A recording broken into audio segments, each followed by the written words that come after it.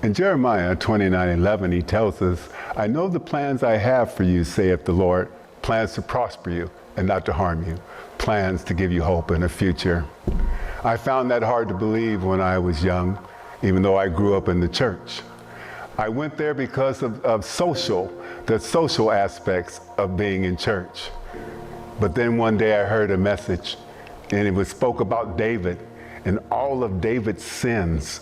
And right then and there, my humanness just rose up in me, and I listened to him, and I was real attentive to the message, because with all he had done, in my humanness, I said, well, I haven't done that. Maybe I should give this a try. Maybe I should give this God thing a real try. And then I heard that verse that I quoted just before I started speaking in Jeremiah 29:11. I know the plans I have for you, saith the Lord, plans to prosper you and not to harm you, plans to give you hope and a future. And today I know if you just open up your heart, he'll come in and he'll supply you with that promise of hope and a future. Yes, these are troublesome times, but God will walk before you. He'll walk with you and he'll walk behind you, and no weapon formed against you will prosper. Just remember that God is always in control. Most importantly, prostrate yourself before him. Ask him to show you your flaws. Ask him to lead you each day, throughout each and every day. You know, when I get up, and I was blessed to have a job that they qualified as essential, but every morning I thanked him for the gifts and the talents that he gives me. And I ask him to hone them for his perfection through me. And I ask him to make me an ambassador of his will. If you ask, he will provide for you.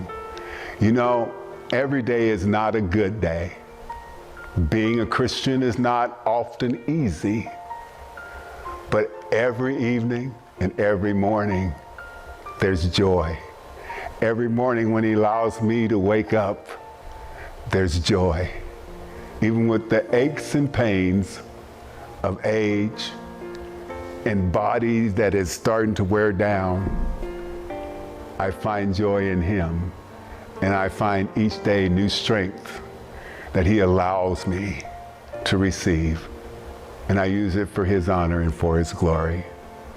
And so now you're there all alone. You have an opportunity in secret. You're in secret right now. That's one great thing about technology today.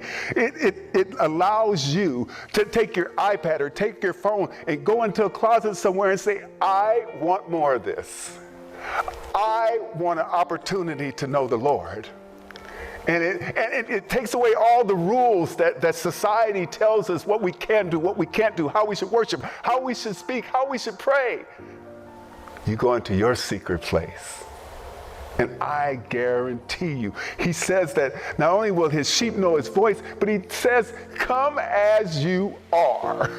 That means flaws and all. He found the disciples, and he said, I will make you fishers of men. He would love to make you a fisher of men. Most importantly, he'd like to give you that peace beyond all understanding. And the only real joy that you can ever have comes from God. Trust him.